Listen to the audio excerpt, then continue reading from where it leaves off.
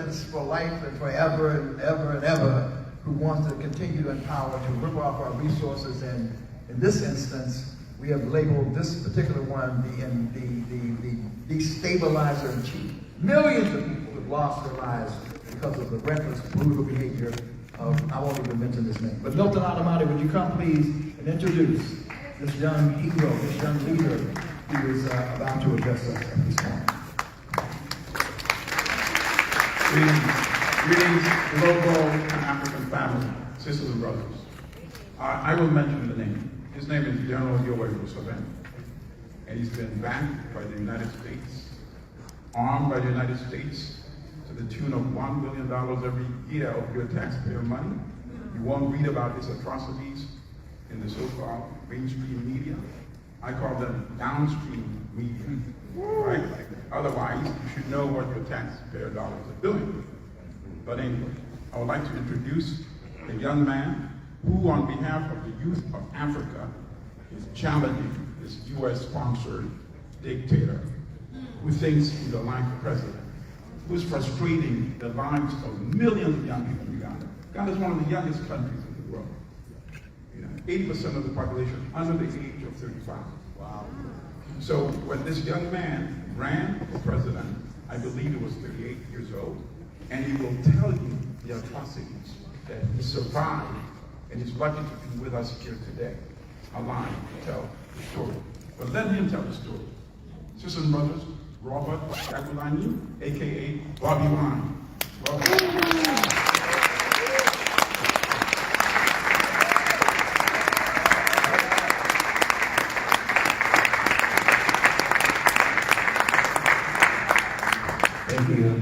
Thank you, Brother Meriton.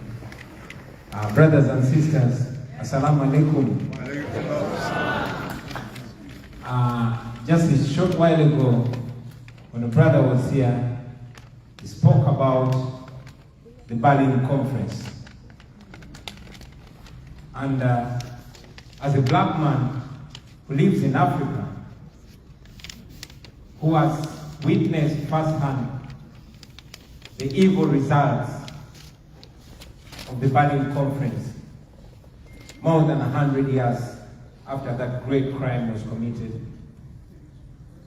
I was provoked. As a black man that has been blocked on borders with Africa, as a black man that has faced the equivalent of racism in Africa, we call it xenophobia, I was provoked. And again, when a sister came here and sang a song of Miriam Makeba, the singer in me was provoked. And I felt like saying, we ban the xenophobia, reject the xenophobia. How can I be a foreigner in Africa? Yo! It was not our choice in 1884. In Berlin, when them sit down on the table in the scramble and partition for African land, now we are living by the borderlines. It would be easier if I never had to get a visa to see my little sister in Tunisia or Namibia or look here, Africa to come to Moja. Why are we defined by the borderlines? Why complicity is divide and rule? Why do we act like colonial tool? The African unity becoming a reality. We must abolish the borderline.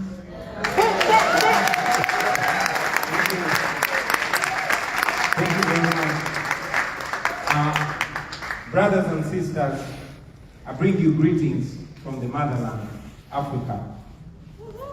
I also greet you in the name of the people of Uganda, where I live. Africa is the continent with the youngest population on the planet, with a median age of 19 years, while Uganda has the youngest population in Africa and in the world, only second to Niger. So today, I am here to speak to you on behalf of that population. I want to thank the Institute of the Black World 21st Century for organizing this State of the Black World Conference and for inviting me to speak at this historical event. I'm very honored to be in the same space with great men and women. And just a few moments ago, I bumped into Dr. Julius Garvey, and when I shook his hand, I felt the airs of the great Marcus Mosiah Garvey, the greatest Pan-African of all time. Our brothers and sisters, 60 years ago on the 25th of May 1963, at the founding meeting of the Organization for African Unity, OAU, which was later transformed into the African Union, AU, Dr. Kwame Nkrumah and other African leaders suggested and called for the unification of Africa. If Africa had united then, today, the theme and probably venue of this conference would be different. Many of the problems that we have in the black world today will not be there. The first and foremost of those problems is poverty. Dr. Kwame Nkrumah called it artificial poverty, and I agree with him. I mean, how else can we explain that Africa has everything the world needs?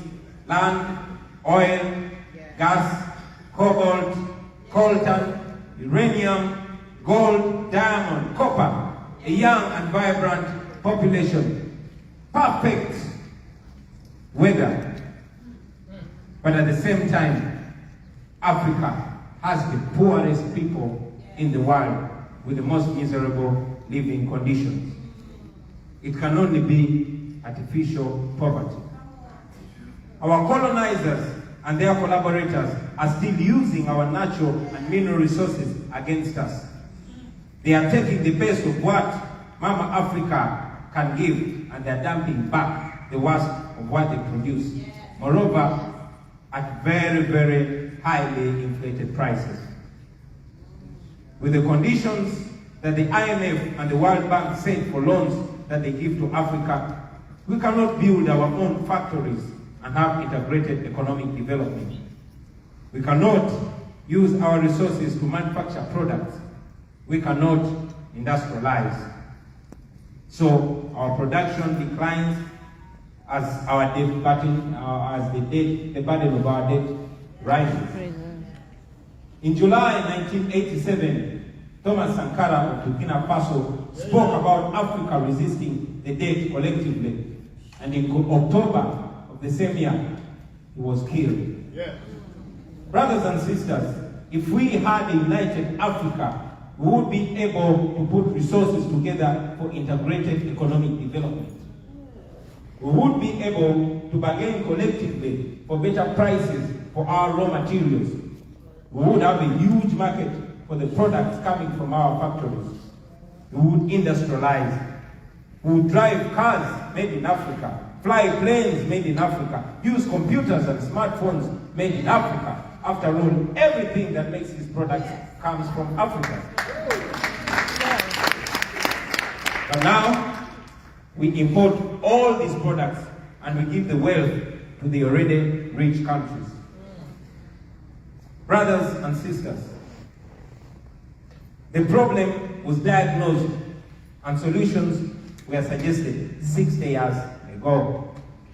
Various generations have attempted to realize them, and right now, it is our turn.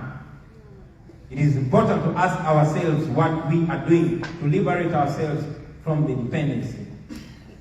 I must say that many times we have been our own problem. Contestation for power has caused so much bloodshed in Africa. It has turned us against each other within our countries, and also turned one country against the other, causing instability, human suffering, and divisions in Africa. It has made us weak and vulnerable. It has prevented us from building strong nations and institutions. It has delayed our unity as Africans. We cannot have a united Africa if we tolerate autocracy and dictatorships in Africa, or when we have some leaders in Africa serving the interests of our former colonial masters instead of the interests of the people of Africa. We must empower Africans, especially the young people of Africa. We must open the political space, make young people of Africa feel like they own Africa, because they actually do. Like I said, let us open the political space for the masses, not just for the elite few. We must have peaceful and orderly transition of political power. Yes. Well, these are some of the foundations that we need to build a stable and united Africa. So, brothers and sisters, I dare to say that a united Africa would allow us to use our natural and human resources to create a global power. Africa is able to be a global power and should be a global power. Right now, millions of intelligent Africans are scattered all over the world, offering their talents and intelligence for the benefit of foreign countries just because the political environment back home is hostile to them. Africa needs healing, ladies and gentlemen. I said Africa needs healing, brothers and sisters. We must stop the destructive conflicts, and I'm very happy to see that in Ethiopia, an agreement was signed to end the hostilities. We should support them. We must also address the conflicts in other parts of Africa, including Cameroon, Somalia, Congo, and Sudan.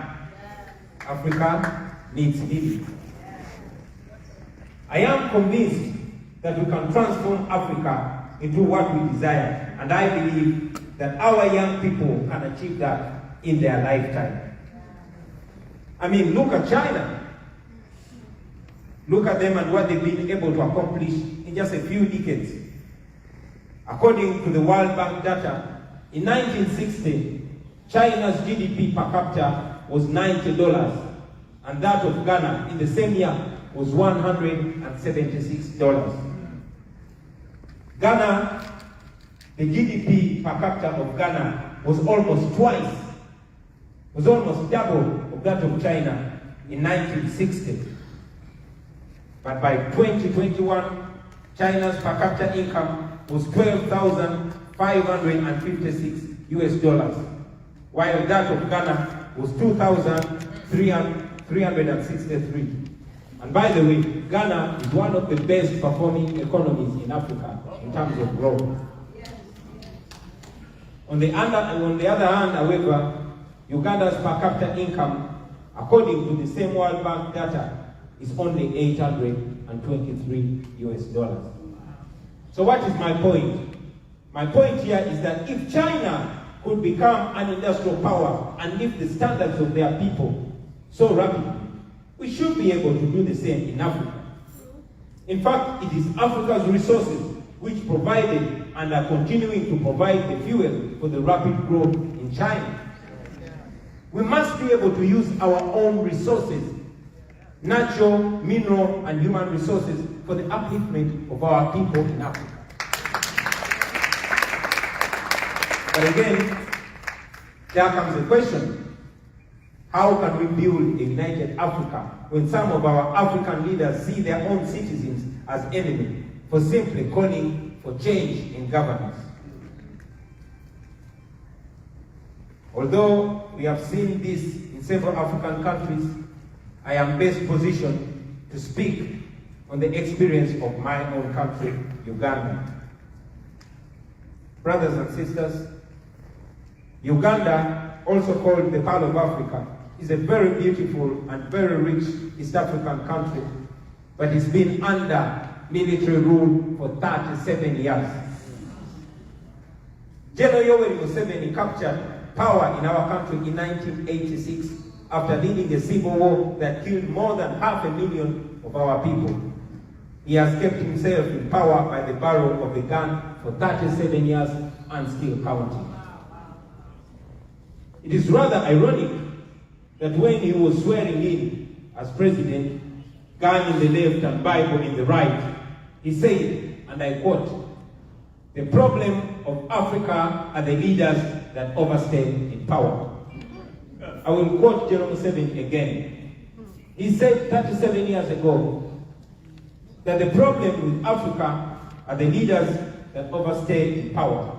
That was 37 years ago. He is still the president of Uganda. Every 5 years, he conducts sham elections and then declares himself winner. This happens in complete violation of all democratic principles. Shut down internet, military deployments, and all his opponents under house arrest or in prison. Those who dare to challenge him pay a very high price, just like we did in 2021, when I challenged and clearly won him democratically. I'll say that for avoidance of doubt, I challenged General Museveni and defeated him democratically in an election. More than 250 of my supporters were shot and killed by state security before, during, and after the election. As we speak right now, hundreds of political prisoners are languishing in prisons across the country for supporting the opposition, while many are still missing after being abducted by state security. I will also mention that enforced disappearances are continuing even as we speak right now. And yet General Museveni talks about being a Pan-African. A Pan-African who has invaded and plundered neighbors. The invasions, wars, and displacements have led to the death of millions of Africans. In Congo alone, the estimate is more than 6 million Africans dead. All those atrocities, ladies and gentlemen, are carried out in the name of Pan-Africanism. Today, Pan-Africanism is the new hiding place for dictators in Africa. They always claim that anybody who challenges their power is an agent of the West, and yet in reality, they are the real neo-colonial agents who have mortgaged our national resources in exchange for power. Brothers and sisters, we can't fight imperialism and exploitation of former colonial masters while resisting the corruption of dictators in Africa. We can do that. In September 1994, General Museveni told an American magazine, The Atlantic Monthly, and I quote, "I have never blamed the whites for colonizing Africa. I have never blamed these whites for taking slaves. If you are stupid, they should take you as a slave." That was General Museveni in 1994. And in January 2018, when Donald Trump used ugly and derogative words to describe Haiti and Africa, General Museveni said, "I love Donald Trump." That was General Museveni. Now I hear that he's trying to reach out to some of the African American brothers and sisters in the academia to help him organize a Pan-African Congress in Uganda, of course, for public relations. I understand that he has even offered funding. Well, this is a country where Africans like myself don't even have a right to be human. Brothers and sisters, the people of Africa want to have accountable governance and to end corruption. We want to realize the dreams of our forefathers. We want to integrate with other African countries. But the major roadblock to all that is domestic dictatorships. They are sustained by the West and by institutions like the World Bank and the IMF. So, while the West sings about democracy, I believe they actually prefer to deal with dictators in Africa for as long as their neo-colonialist interests are served. Today, Total Energies of France is the biggest shareholder in an oil pipeline which runs from Uganda through Tanzania. So now we see that when Africa is in chaos, the West is in business. Say it again. Say it again. Brothers and sisters, we want a conflict-free Africa which speaks with one powerful voice that will increase the power of our just demands, including demands for reparations, for enslavement, and for colonialism. I sincerely hope that our brothers and sisters in the diaspora can follow the example of Professor Daniels. One can actually be a dedicated Pan-African while at the same time struggling for democracy and human rights in Africa. The two actually complement each other and they speed up our goal of Pan-African unity and self-determination. Finally, brothers and sisters, I want to take this opportunity at this historical event to appeal directly to all my African-American brothers and sisters. Please, please, and please tell your governments through your elected representatives in Congress to stop sponsoring tyranny in Africa.